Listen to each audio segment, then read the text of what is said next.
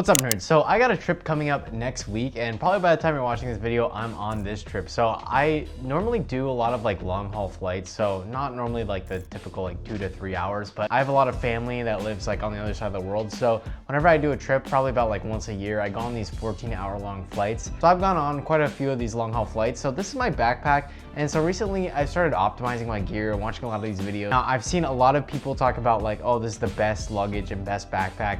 Now I will say specifically for that, I fly on ITA Airlines, which I've found to be the most strict airline. Like I think Ryanair is the other one that's operates more in the US, but ITA is super strict. I found that my luggage combo and my backpack combo have been the best. So this video, I'm only gonna highlight my backpack, but if you're curious how I pack or anything like that, be sure to drop a comment down below and I'll make a video about that. So let's start out with the backpack. So this is the Bellroy Via. I don't really like using my backpack that I use for school and stuff for travel because, well, I think there's two parts to this. First is safety and like security of my stuff. So I actually got this backpack. It's not really technically like a travel backpack or considered that, but I got it because it doesn't have a front pocket.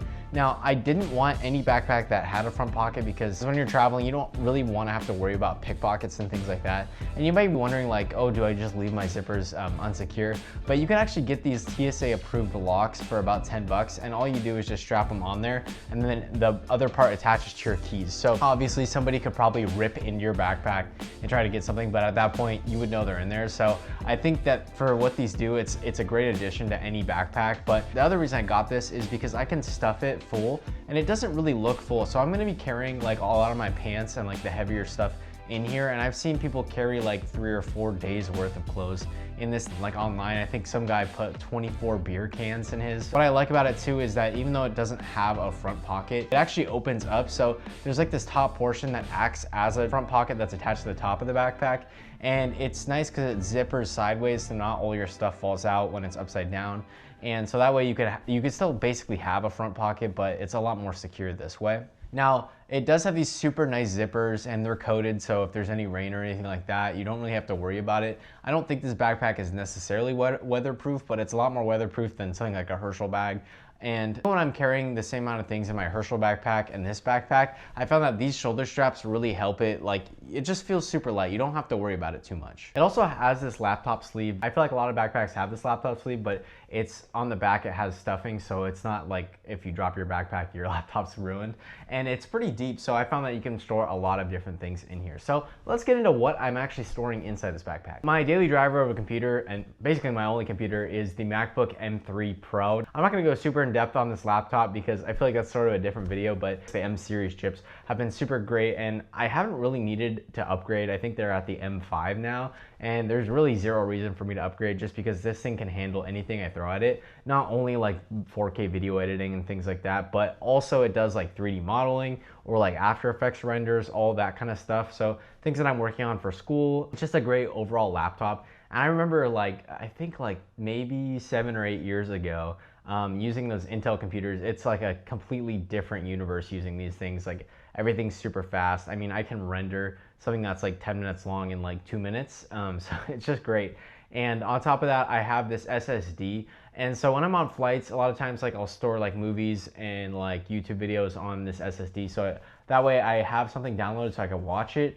And on top of that, I don't have to worry about like if planes have Wi-Fi, and sometimes you have to pay for it. So it's just a nice addition. So I have the 1 terabyte SanDisk SSD, but really any SSD would work. And one thing I highly recommend is having one of these little USB Thunderbolt cables. So that way you can, when you're on the go, you can just plug it into your laptop and you don't have to worry about like a big Thunderbolt cable like hanging out. And I got this on Amazon for about 22 bucks.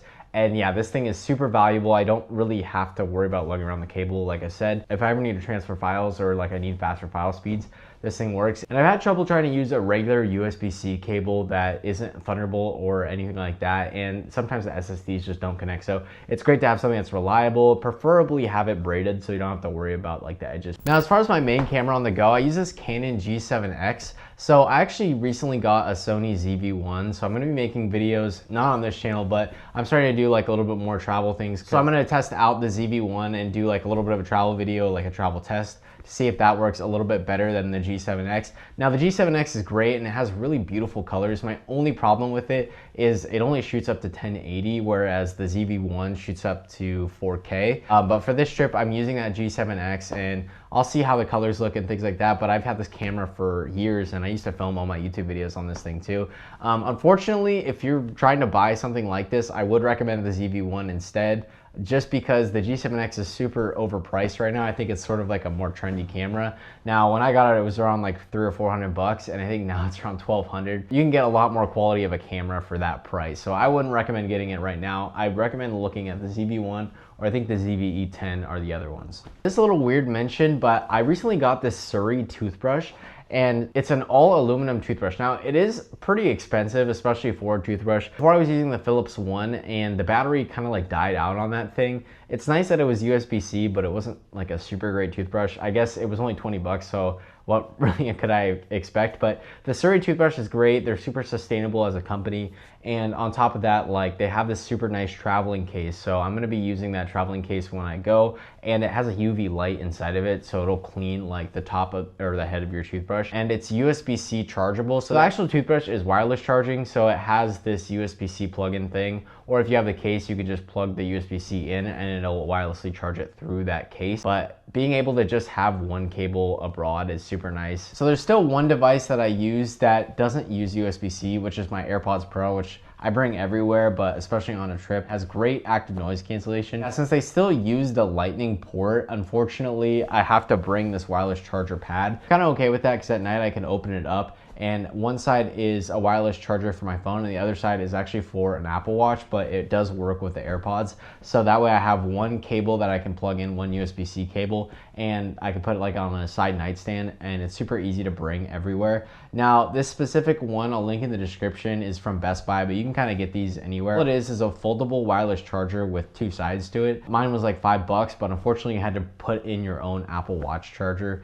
and I think I got it for free for some promotion from Best Buy. But I do use it on like all kinds of different trips. As far as power goes, when I'm on the go, I have this UGREEN charger. So it's nice it comes with a USB-C built-in cable, but I don't trust it to hold it, so it just kind of sits around, but it's nice that it comes with a USB-C, so I don't have to worry about that. So the TSA actually does limit how much power can be in these portable chargers, and this thing's right under that limit. I used to have the Anker 737, which was great, but unfortunately I lost that thing. Now I'm using this one, and it still does all the fast charging and has all like, it's the bells and whistles of the other one.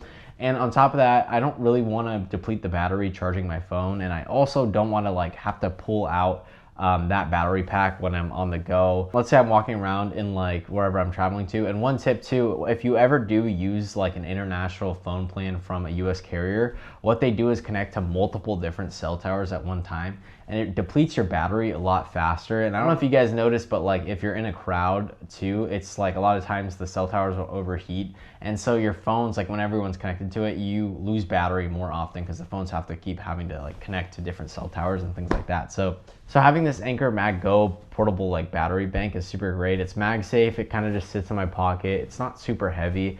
And so that way I can have something that charges my phone super easily and I don't have to worry about it on the go. Next up, I've seen a lot of people talk about the different like converters and like travel converters. Now, I've tried those in the past, but I found that now, since everything is USB-C, it makes it a lot easier to just snap on the Apple travel like conversion kits. So for whatever country you're going to, you can go to the Apple store and it's about 20 bucks and you can get this conversion kit. So all you do is slide off the top part of your charger now and then slide in the new version for wherever you are. So the converters too, a lot of times won't even allow you to output like certain voltage. So if you're using a MacBook charger that, let's say it's like 60 watts, it won't output the full amount to the charger. For me personally, I just like having this because it's super small. I don't have to worry about a bulky like travel converter. Now, me personally, I don't have any devices that have that like regular plug. So this basically works for me because I really only need to like charge all my electronics. So they all use USB-C, so I don't really have to worry about it too much. But I do see if you use like a hair dryer or something like that, you would want one of these. But I've found, especially when you're dealing with these like weight limits, and I only use carry-ons when I travel, you'd want to have like a converter, but you can buy them there a lot of the time. So that might be something that could be worth considering. So I know they're a little bit more expensive in the airport than, let's say, Amazon. but also Amazon ships to other countries too. So you can ship something to your hotel address if you really want to do that. And lastly, I like to bring a lot of like paper things. I bring my itinerary on paper, but I also actually bring a notebook and a planner. So I like to write things down physically, and especially when you're on a plane, staring at a screen for a long time, like maybe like 10 hours plus, like it's kind of restrains your eyes, so you want to do something else. So I like to normally bring like one book, and then I bring the notebook and my planner, and that way like while I'm on the plane I just have some time to like do that sort of stuff.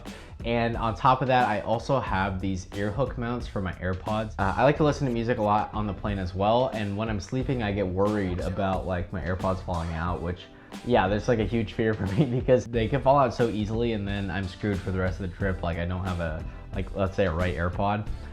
So I have these mounts that actually go behind my ear. Now in the past, I've used these other mounts that strap to the bottom of them and they go around your neck.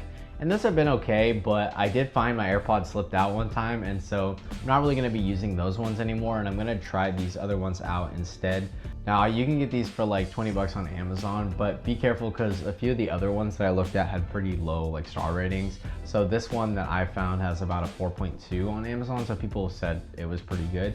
And on top of that, I'm also trying out this new like sleep device. Now, I'm fully aware I look like a madman wearing it, and it's and I know you like look really funny, but I've heard everybody say that you get crazy like good sleep on it. I can't vouch for it yet, but I'm gonna try it out on my trip and I'll let you guys know how great it is. But yeah, so that's kind of everything I'm bringing on this flight. Now I will make like more of a packing video if you guys want to see something like that, but since I mostly focus on tech on this channel, I wasn't really sure if I wanted to add that. And subscribe if you want to see a lot more tech videos or like more tech focused. But yeah, that's pretty much it for me.